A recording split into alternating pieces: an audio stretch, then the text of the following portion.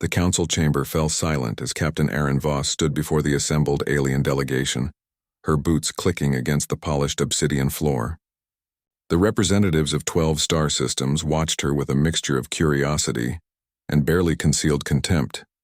Humanity had been in the galactic community for less than a decade, and already they were causing problems. Zira Kale leaned forward from his elevated throne, his four eyes gleaming with predatory interest. The warlord of the Krathzir Empire commanded respect through fear alone. His species had conquered 47 worlds, and his personal kill count was legendary. The chitinous plates covering his massive frame reflected the dim light, making him appear even more menacing. "You dare refuse our terms, human?" Cyrathan's voice resonated through translation matrices, each word dripping with venom. "Your species occupies exactly 3 colonies. 3. We control systems you cannot even pronounce. You have no fleet capable of challenging us. You have no allies foolish enough to stand with you, and yet you stand here defiant?" Aaron met his gaze without flinching. "Your terms are unacceptable. You demand we surrender our mining rights in the Helios sector, provide you with our military codes, and hand over 20% of our population for what you call labor integration. We call it slavery. So yes, I refuse." A ripple of shocked murmurs spread through the chamber. The other delegates shifted uncomfortably. They had all bent to Krathzir demands at some point. It was simply the cost of survival. Zyra then rose to his full height, nearly 3 meters tall. "Then you leave me no choice. Consider this a formal declaration. The Krathzir Empire will teach your primitive species the price of arrogance. We will turn your colonies to ash. We will scatter your fleets like dust. And when we are done, humanity will be nothing but a cautionary tale told to other upstart civilizations." "Congratulations," Aaron said quietly, her expression never changing. "You just declared war on the most deadly species alive." Sirathan's mandibles clicked in what passed for Krathzir laughter. "Deadly? You? Your species hasn't even mastered quantum shielding. What makes humans deadly, Captain? We don't quit." 3 months later, the Krathzir fleet arrived at humanity's outer colony of New Harmony expecting easy surrender. They found a graveyard instead. Every ship that entered the system triggered mines humanity had been laying since the declaration. Mines that didn't just explode. They learned, adapted, and hunted their targets with frightening efficiency. Zyra then lost 37 warships in the first hour. It should have been impossible. Human technology was inferior. Their weapons weaker. Their ships slower.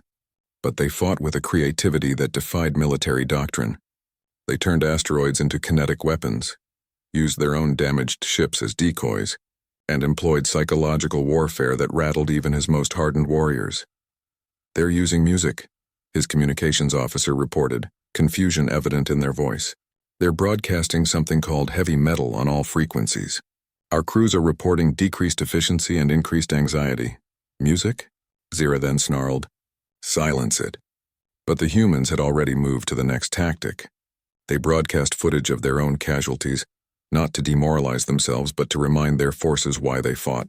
They told stories of their fallen. They honored their dead by fighting harder, not by mourning longer. 6 months into the war, Zyrathan had lost more ships than in his previous 10 campaigns combined. Every time he adapted to human tactics, they changed. They didn't follow standard military protocols because they had barely developed any. They were making it up as they went, driven by something his species had bred out of themselves centuries ago. Desperation mixed with hope. The Battle of Archimedes Station changed everything. Zyra then led the assault personally, bringing his flagship and the Empire's most elite units. The station was a critical supply hub. Taking it would cripple humanity's war effort. Captain Aaron Voss was waiting for him. Warlord Zirathan, her holographic image appeared on his bridge. "You've come a long way to die today." "Brave words from someone about to be annihilated," he replied. His scanner showed the station had minimal defenses. Victory was certain. "You never asked why humans are deadly," Aaron continued.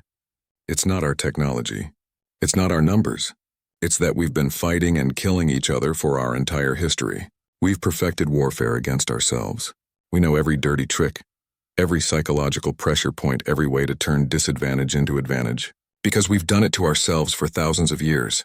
Your point? My point is that you're not fighting a unified empire with standardized tactics.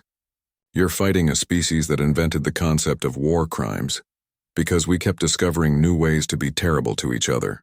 And now all that creativity, all that brutality, all that experience, it's focused on you.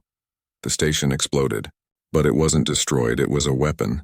Aaron had turned the entire structure into a massive shaped charge, directing the explosion precisely into the heart of Zirathen's fleet formation.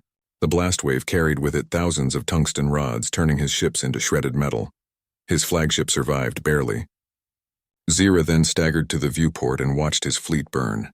In the distance, he could see human ships emerging from behind Archimedes' debris field.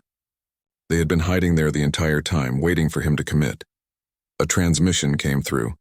Aaron Voss appeared again, this time from a battered but functional warship. "You wanted to know what makes us deadly?" she said. "We lose battles and come back stronger. We face extinction and refuse to accept it. We turn our weaknesses into weapons and our desperation into determination. We are deadly, Warlord, because we absolutely will not stop. Ever." Zirathen understood then what his intelligence reports had missed. Humans didn't just fight wars. They survived them. They evolved through them. They had crawled up from nothing, fought their way through ice ages and plagues and nuclear fire, and emerged still defiant. "What do you want?" he asked, the question tasting like poison. "Peace," Aaron replied simply. "Withdraw your forces. Leave human space. And never come back. Do this and we'll let you leave with whatever ships you have left." "And if I refuse?" Aaron's smile was cold. "Then we'll show you what humans do when we really get creative." This was us being nice. Zirathen looked at his tactical display. 3/4 of his fleet was gone. His empire would see this as weakness, but staying would mean total annihilation. These humans fought like nothing in the galaxy. They fought like they had nothing to lose and everything to prove. "Very well, Captain Voss. You have your peace." As the Krathzir fleet retreated, Aaron stood on her bridge, exhausted, but unbowed.